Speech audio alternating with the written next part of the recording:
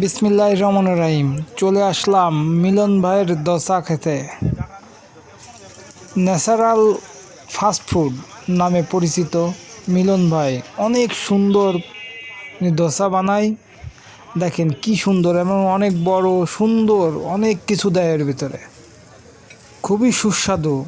মিলন ভাইয়ের উদ্দেশ্যে আসা, ইনি যে কি সুন্দর, আপনারা একবার আসলে খেয়ে যাবেন, দেখবেন মিলন ভাইয়ের ব্যবহারটা অনেক সুন্দর, দোসাগুলো খুবই সুন্দর সুস্বাদু। দেখেন কি সুন্দর করে পরিপাটিভাবে উনি পরিবেশন করতেছে।